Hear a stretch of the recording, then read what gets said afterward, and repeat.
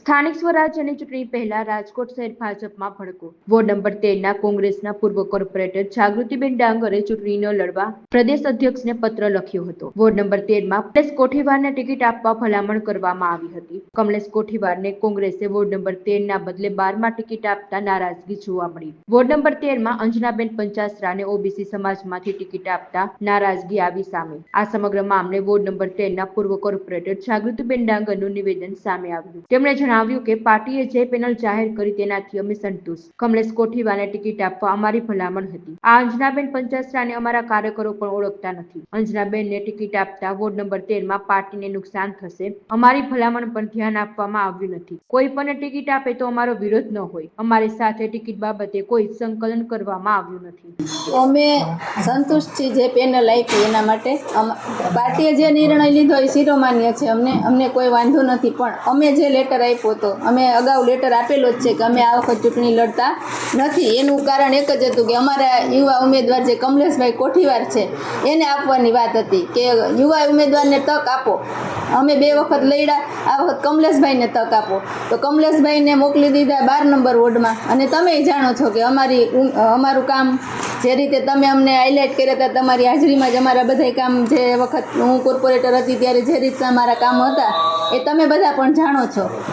એટલે અમારી કોઈ પાર્ટી સાથે નારાજગી નથી, એ પાર્ટીએ જે આપી. પણ એક વસ્તુ છે કે જે બેનને ઓબીસી સમાજમાંથી ટિકિટ આપી છે એ બેનને હું ઓળખતી નથી, કે કદાચ અમારા કોઈ કાર્યકર્તા એ નહીં ઓળખતા હોય. એટલે એટલી વસ્તુ છે અમારા માટે કે પાર્ટી જ્યારે ભલે ટિકિટ આપી, અમે પણ કીધેલું કે આપો, કોઈ બીજાને આપો તક. પણ એક વસ્તુ પાર્ટીએ કરવી જોઈએ કે જ્યારે એને આ લોકોએ ડિસિઝન લીધું ત્યારે એ લોકોએ અમને સાથે રાખવા જોઈએ. પેનલ બનાવી ત્યારે અમને સાથે રાખવા જોઈએ કે આપણા વોર્ડમાંથી 13 નંબર વોર્ડમાંથી તમારા બદલે બીજા કોઈને ટિકિટ આપવાની છે તો આપણે કોને આપી શકીએ, આપણા વોર્ડની અંદર આ કોણ મજબૂત ઉમેદવાર કહેવાય. એટલે આ વસ્તુ પાર્ટીએ કરવી જોઈએ. એટલે આ બેન જે આવ્યા છે એ બેનને અમે કોઈ ઓળખતા નથી.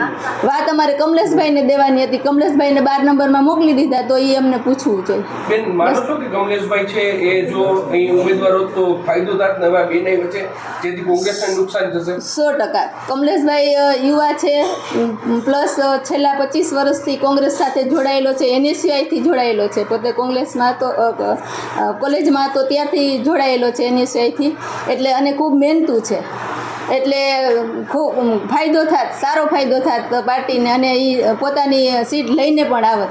એવું અમારું ટિકિટ જે વેચાણી છે, જે આપી છે, એમાં શું ના, વેચાણી ના કહેવાય. પાર્ટીએ ડિસિઝન લીધું છે, કાર્યકર્તાને જે થઈ છે આપી એ જે પાર્ટીને જે યોગ્ય લાગ્યું એ. બાકી તો જે શેર પ્રમુખને બધા ડિસિઝન લે એ બરાબર. અમને સંકલનમાં રાખીને કરવું જોઈએ, એટલી અમારી.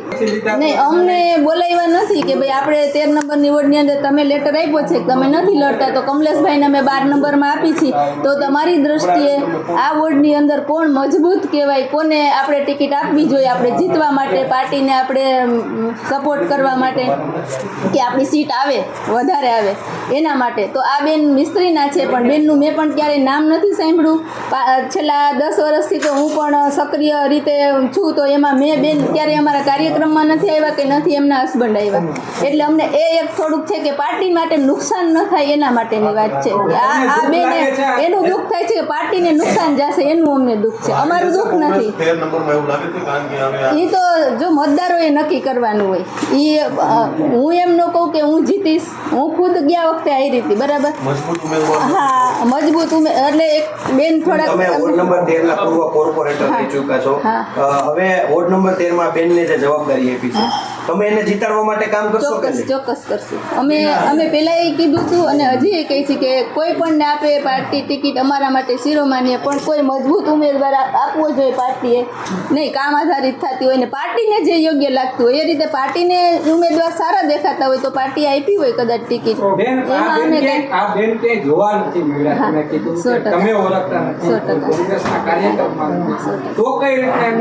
આમાં જો સમાજની દ્રષ્ટિએ આપી દીધી હોય કે મિસ્ત્રી સમાજનું મતદાન જાજુ હોય તો મિસ્ત્રી સમાજને આપી હોય. પણ મિસ્ત્રી સમાજમાં એવા બધા ઘણા છે કે અમને સંકલનમાં રાખ્યા હોત, અમને હારે રાખ્યા હોત કે મિસ્ત્રીના બેનને આપવી છે, તો અમે સજેસ્ટ કરત કે કોને અપાય ટિકિટ, કોને ન અપાય. કેટલા મતદારો છે મિસ્ત્રી સમાજના? મિસ્ત્રી સમાજના આશરે મતદાન તો હશે